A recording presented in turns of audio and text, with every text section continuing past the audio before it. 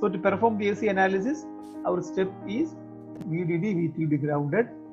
Then this capacitor will be replaced by a short circuit, and this capacitor also will be replaced by a short circuit. So we will redraw the circuit.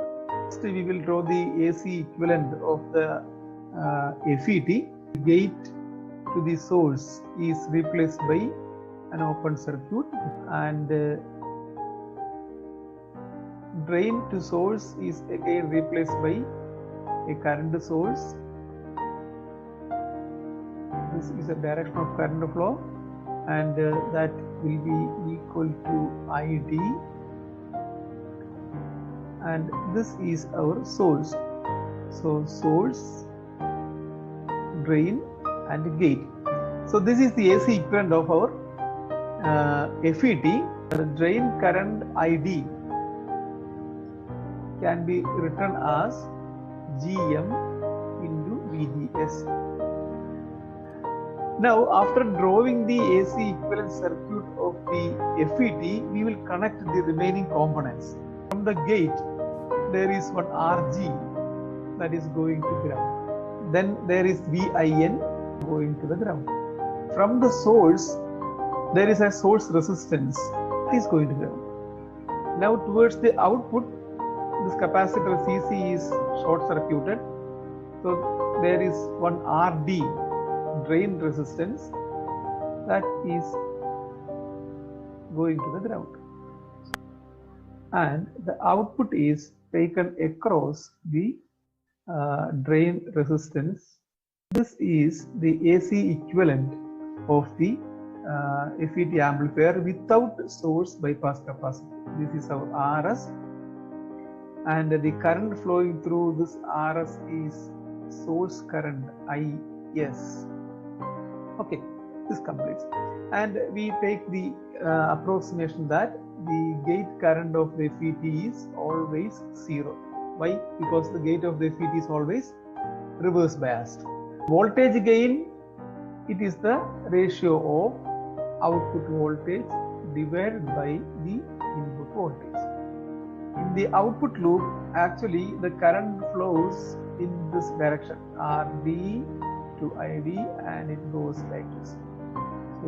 So from the direction of the current flow, the output voltage can be written as using minus ID into RD. Now the negative sign, because of the current is flowing from bottom to the top. So you are measuring the voltage from the drain, so it will be minus ID RD.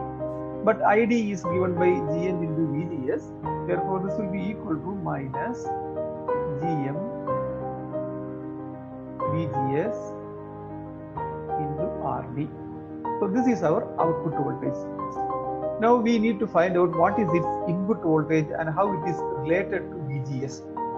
Now if you look at the input section, VIN, that is parallel to RG. Now RG is now parallel to gate, source and the source resistance.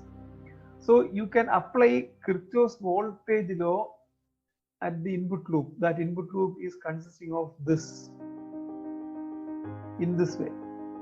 Okay, so if you write the KVL in that loop, we can write VIN as VIN is equal to VGS plus voltage across the source resistance. I write it as VS. That can be, now what is the voltage across the source resistance? That will be IS into RS. So VGS plus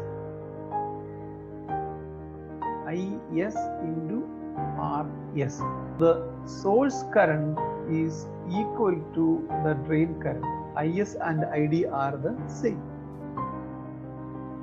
VGS plus ID into RS, because IS and ID are same. ID is given by the expression GM into VGS. Substituting for that, this equation is equal to VGS plus GM VGS into RS. So the common term is taken outside. I can write VIN as VGS into 1 plus GM into RS. AC voltage gain, I rewrite the equation once again. V0 divided by VIN. V0 is equal to minus GM VGS into RD divided by VIN is equal to VGS into 1 plus GM into RS. So your equation for the gain becomes minus GM into RD divided by 1 plus GM into RS. This is the gain of the amplifier without source bypass capacitor. AV equal to minus GM into RD with source bypass capacitor.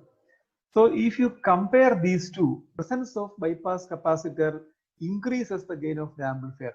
And when you remove the bypass capacitor, a negative feedback actually appears in the circuit, which eventually reduces the gain of the amplifier. Now we will find out the input impedance and the output impedance. If you look at the input loop, then you can see RG, this RG ki parallel RS plus infinity. So the input impedance is again RG itself. Output impedance, that is also RC.